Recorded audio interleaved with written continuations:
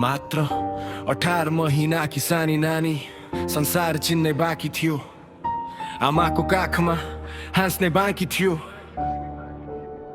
सानो हातले खेलौना समाउने बाँकी थियो। सानो आँखाले हजारौं सपना देख्ने बाँकी थियो।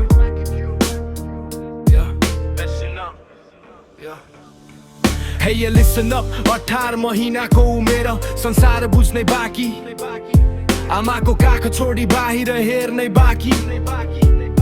सानो सानो पाइला सानो सानो हाँसो, त्यही हाँसो भित्र थियो घरको सारा आशा। उसले कहाँ बुझ्थी मान्छेको कालो अनुहार, कहाँ बुझ्थी विश्वास भित्र लुकेको अत्याचार। जसलाई परिवारको माया सम्झिनु पर्ने थियो, त्यही संसारले उसको बालापन खोसिदियो। आज घरको कुनामा खेलौना चुपचाप छ, तर त्यो सानो हात अब त्यहाँ छैन। आमाको आँखामा प्रश्न मात्रै बाँकी छ, मेरो बच्चा किन फर्केर आउँदैन।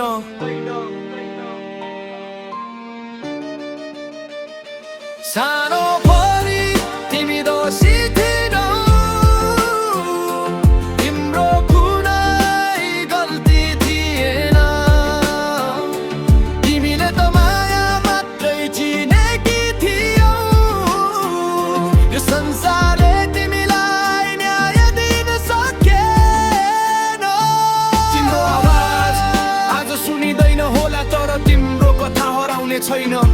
तिम्रो नाममा उठेको यो आवाज अन्यायको अगाडि कहिले झुक्ने छैन। दाइ भन्ने शब्दमा त भरोसा हुनु पर्ने, घर भन्ने ठाउँमा सुरक्षा हुनु पर्ने। तर जब आफ्नै मान्छेले विश्वास तोड्छ, घाउ शरीरमा होइन सम्पूर्ण परिवारमा पर्छ। 3 जना आए, एउटा घर उजाडियो, एउटा सानो जीवन सदाका लागि रोकियो। तर यहाँ प्रश्न अपराधीको मात्रै होइन, किन समाजले यस्तो अध्यारो जन्मिदियो। कुनै बहाना छैन, कुनै क्षमा छैन, निर्दोष बालिकाको पीडाको मूल्य छैन। कानुन बोलोस्, सत्य बाहिर आओस्, दोषीले आफ्नो कर्मको जवाफ पाओस्। सानो परी तिमी दोषी थिएनौ, तिम्रो कुनै गल्ती थिएन।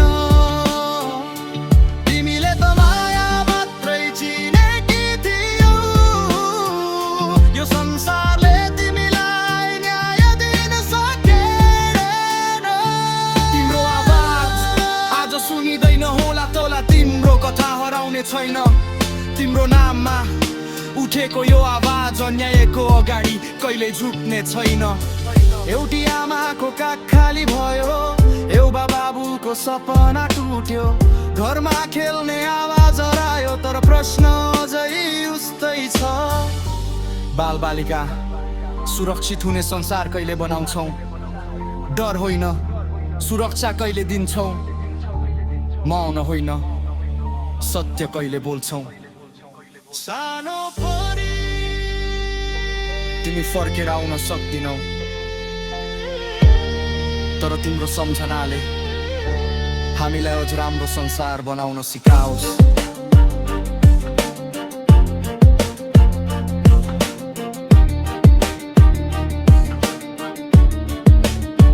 अब कुनै बच्चाको आँखामा डर नहोस्, कुनै आमाको काख फेरि खाली नहोस्। विश्वासलाई व्यापार बनाउनेहरू रोकिउन्, निर्दोषमाथि हुने अपराधहरू अन्त्य हुन्।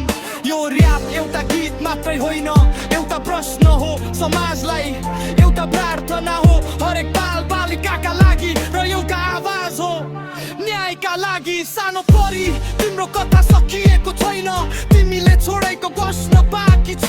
जब जब अन्यायको कुरा उठ्नेछ, तिम्रो सम्झना फेरि आवाज बन्नेछ।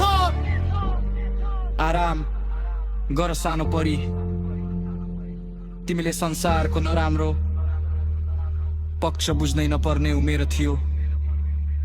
दोष तिम्रो थिएन, कहिले थिएन। न्यायको आवाज दबिनु हुँदैन, निर्दोष कथा हराउनु हुँदैन।